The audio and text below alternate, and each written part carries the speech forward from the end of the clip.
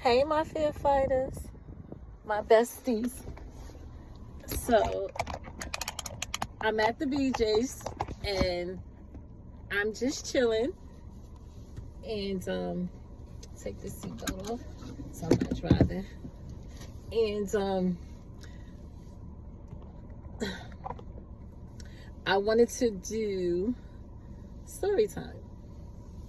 So, my story is there was this young lady, and she, it was hard for her. She had a family.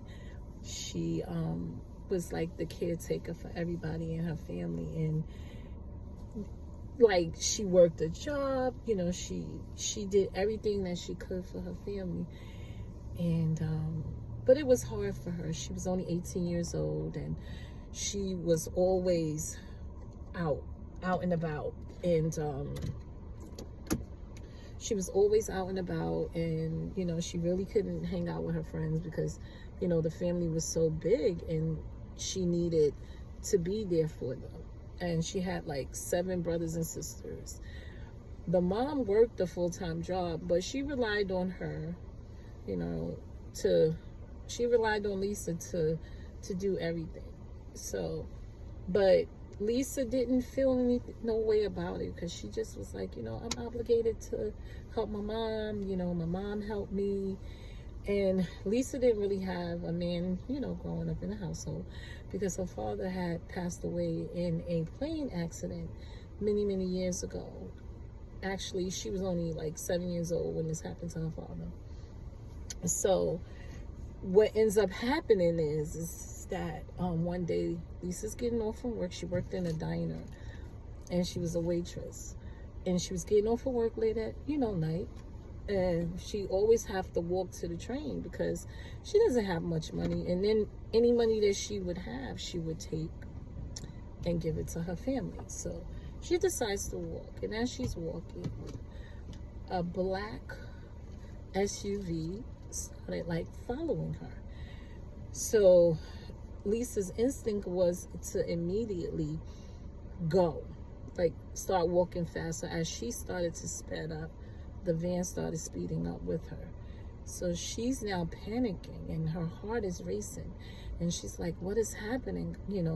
How could this be happening? Like, I just got off of work. I've been doing the same route every day for the last 5 years, and this is happening to me now. So she's speeding up, and as she speeds up, the SUV is speeding up with her.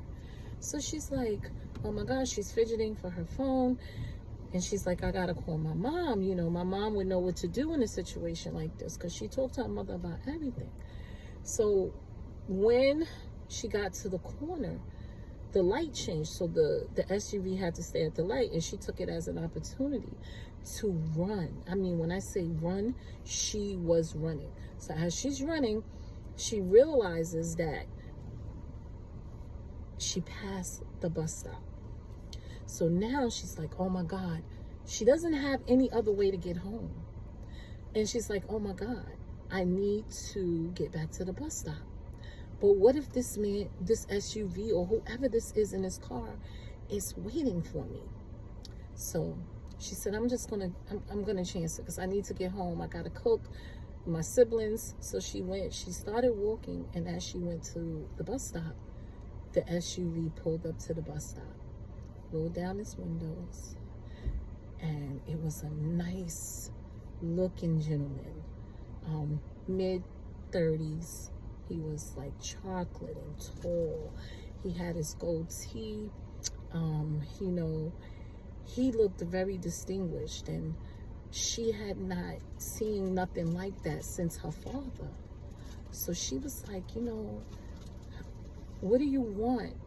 She asked him, like, what do you want from me? And he was like, oh, I just, I've been watching you for a little while. She's like, watching me?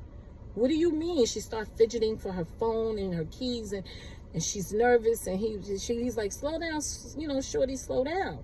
I was watching you because, you be out here by yourself. Actually, I've been having your back. You know, there's been a couple of times that you've been going this way, and there have been dudes following you, and I've been like, yo, I don't follow her. That's like my little sister, you know. And she was like, really? And he was like, yeah, because, you know, that's what I do. You know, I look out for my people. I look out for the, you know, the people in this neighborhood. And, you know, and I seen you now for like 5 years just doing you, sweetie. And, you know, I want you to know I'm proud of you. And, you know, keep up doing what you're doing. You know, I know when you first started, you was young, but, you know, it's been 5 years and you look like you're maturing. You're getting a little older. So I figured it'd be a time for me to approach you. So as he's talking to her, she's starting to let her guard down a little bit. And, you know, her voice went from, you know, anxiety and agitation to more subtle, you know, tone. And she was just like, you know, I didn't know who you were, and I thank you for looking out for me. But, you know, I don't know what you want from me. I don't have any money.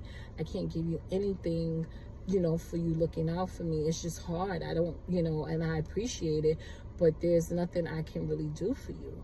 So he was like, no, that's what you don't understand, shorty. You know, I want to just give you a ride home. You know, I don't want you out here. It's like almost 10 o'clock, you know, and I don't know if you know, this bus is not going to come from, you know, for another 45 minutes. She said, yeah, you would think so.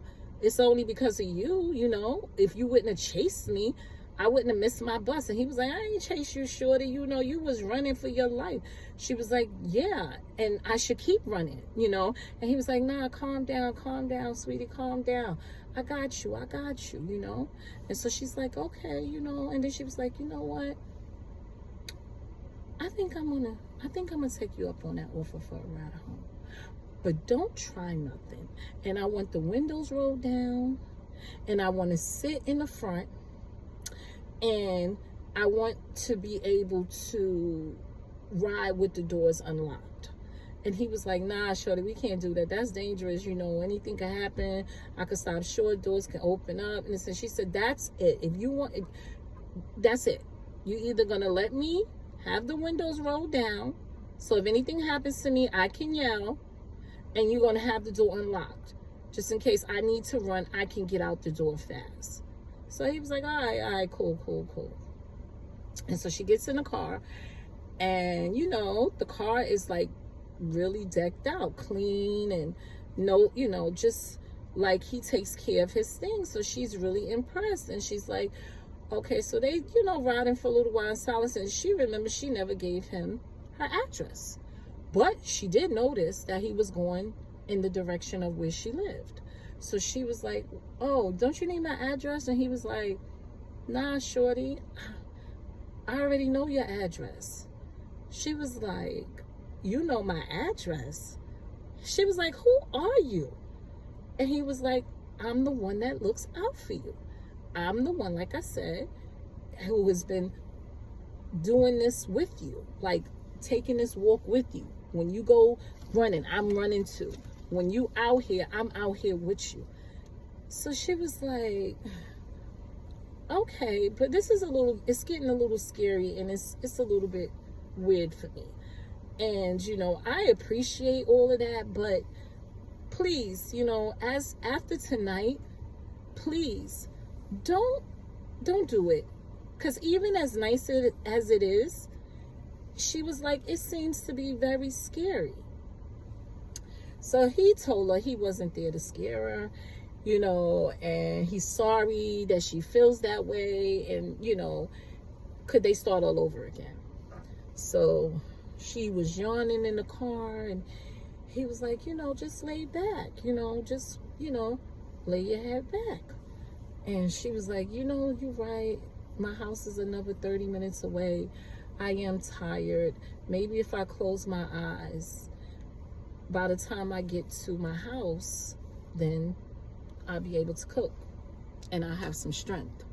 Because I know once I get in, she told him, I have to hit the ground running. Boom. So she closed her eyes, and she doesn't know how, but she ended up in Mexico. When she opened up her eyes, there was a silence that she's never experienced before, because she grew up with so many siblings, so she knew she was out of her element. She knew something was wrong. So what did she do? Stay tuned for part 2. Bye.